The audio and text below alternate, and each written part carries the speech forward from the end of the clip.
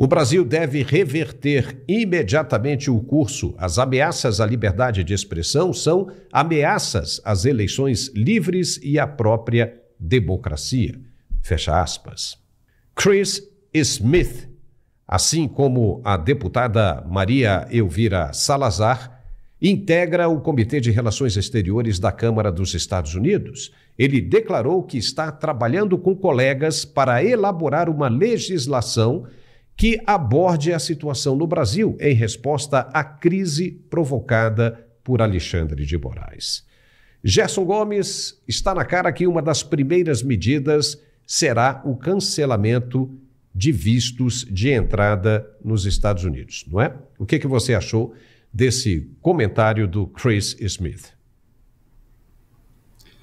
Bom, primeiro é importante a gente entender que o Chris Smith, e eu já tive a oportunidade de estar com ele em reunião mais de uma vez, inclusive acompanhado de parlamentares brasileiros, ele é muito experiente, talvez seja um dos mais antigos integrantes. Ele vem de New Jersey, que é um estado predominantemente democrata, e ele é um representante do Partido Republicano que se reelege sempre, ad eterno. Significa que ele é muito respeitado pelos dois partidos. Ele, de fato, tem pautas de direitos humanos que são pautas históricas do próprio Partido Democrata. Então, quando ele se manifesta, Paulo, ele é ouvido no parlamento de uma maneira muito mais abrangente do que a disputa eleitoral.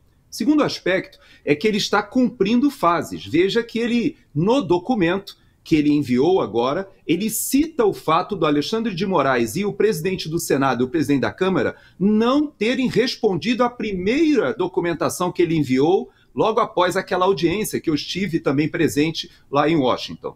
Veja que ele faz questão de dizer que o ato que está sendo seguido, ou seja, uma legislação específica para o caso do Brasil, como foi feito com a Venezuela, com Cuba, com Nicarágua, com a Bolívia. Existem leis aqui específicas para cada país que viola os direitos humanos. Mas eu queria te fazer uma provocação, Paulo. Veja que o Brasil 247, que é um jornal de extrema esquerda no Brasil, podemos dizer bem enviesado, né?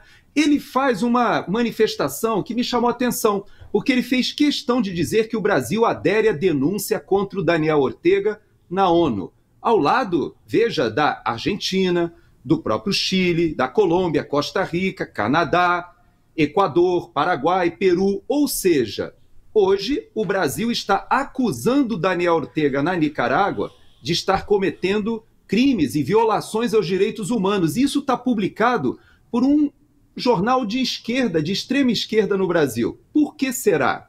Veja que há uma mensagem que está tentando ser passada pelo governo brasileiro, principalmente para o Partido Democrata e para a Kamala Harris e para o próprio presidente Biden ainda, dizendo que o Brasil ele não está violando os direitos humanos. Na verdade, o Brasil está convergindo com um debate mundial em relação ao controle das redes sociais, ao combate à desinformação, ao discurso de ódio. Só que a gente sabe que agora, anteontem na Nicarágua, Paulo, foi aprovada uma legislação que pode levar à prisão qualquer pessoa que faça o quê? O tal do discurso de ódio, a crítica ao governo. Então, quando você trabalha nesses temas, o Brasil, ao mesmo tempo, tenta vender a imagem de que não apoia o ditador da Nicarágua, mas, ao mesmo tempo, ele está sendo acusado pelo Chris Smith de violar exatamente isso quando ele está banindo o X e até avançando sobre a Starlink.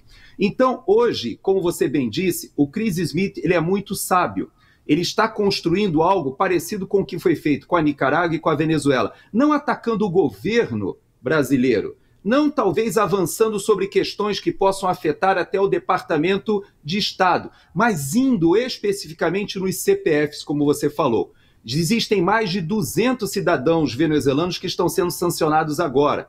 Mais ou menos isso, e eu já tive acesso a um rascunho do que seria essa legislação que está sendo feita pelos assessores do Chris Smith, e de fato você está certo. Eles estão focando em algumas pessoas especificamente, obviamente nós estamos falando do ministro Alexandre de Moraes, mas não somente dele, que estariam avançando sobre os direitos humanos com respaldo. E você está certo.